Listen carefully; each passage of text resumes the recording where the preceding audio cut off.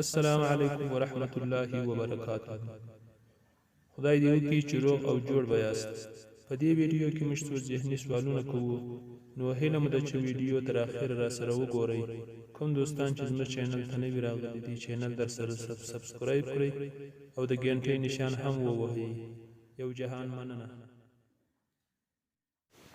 سوال نمبر 1. هغه کوم دکاندار دی چې سامان هم در سره واخلي او ورسره پیسې هم تا سره غواړي؟ د هر سوال نه وروسته 10 ثانیې وخت لري. کوم په 10 ثانیو کې سوال حل کړو لاندې کمنټ کې موږ ته ولیکئ. یو جهان مننه. جواب: نایي.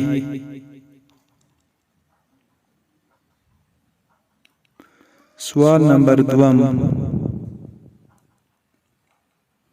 هغه څه شي دی چې د خبرو په شروع کولو سره ماتیږي؟ دوستانو کوم زموږ ویډیو خوښه شوله، ویډیو در سره لایک کړئ، چینل سبسکرایب کړئ.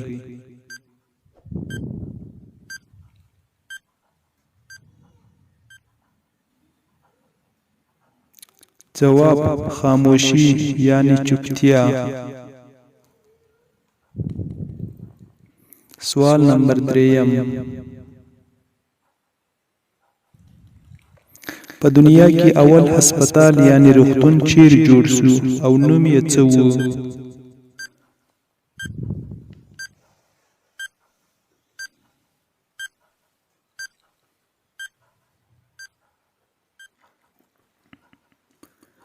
جواب: په بغداد کې جوړ شو، نوم یې بیمارستان و.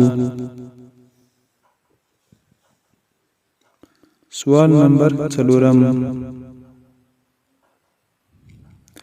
هغه څه شي دی چې په اوبو کې هم نه لندېږي؟ هغه څه شي دی چې په اوبو کې هم نه لندېږي؟ دوستانو چینل در سره سبسکرایب کړئ. یو جهان مننه.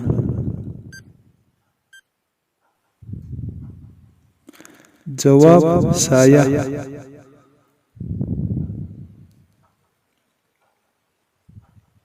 5 نمبر سوال. هغه کومه میوه ده چې ومه یې خوږه وي چې پخه سي بیا ترخه وي؟ هغه کومه میوه ده چې ومه یې خوږه وي چې پخه سي بیا ترخه وي؟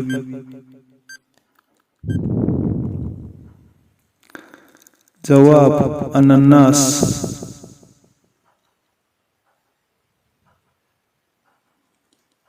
سوال نمبر 6. هغه څه شي دی چې معلومیږي نه خو سړی ډیر ژړوي؟ هغه څه شي دی چې معلومیږي نه خو سړی ډیر ژړوي؟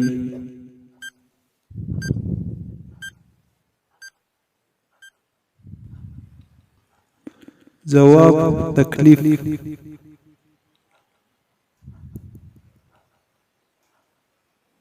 سوال نمبر 1. په ځوانۍ کې اوږده وي چې بوډۍ سي کوچنۍ سي، دا څه شي دی؟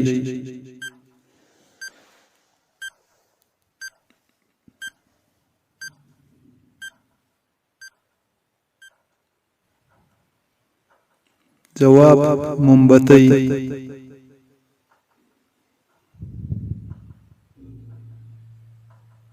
8 نمبر سوال. هغه کوم شی دی چې ته هر چیرې ځې در سره وي خو وزن نه لري؟ هغه کوم شی دی چې ته هر چیرې ځې در سره وي خو وزن نه لري؟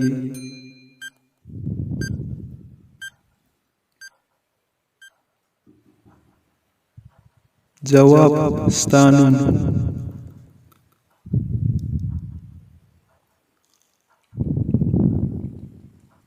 سوال نمبر 9. هغه کوم لفظ دی چې موږ یې لیکو خو وایو نه؟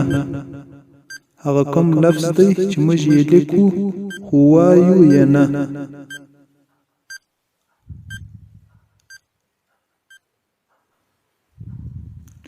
جواب: لفظ یې نه.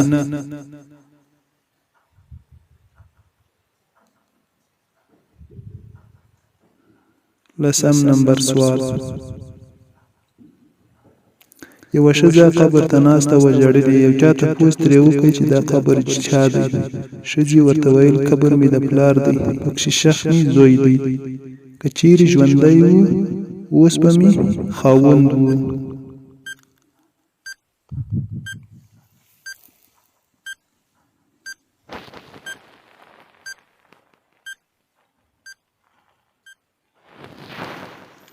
ځواب: قبر د ښځې د پلار لپاره تیار شوی و، خو د ښځې نکاح چې د کوم چا سره تیاره وه هغه مړ شو. په دغه قبر کې ښخ کړئ. ښځې اوس د هغه د پلار سره واده وکړي، نو هغه یې زوی شو. ژوندی و خاوند به یې و.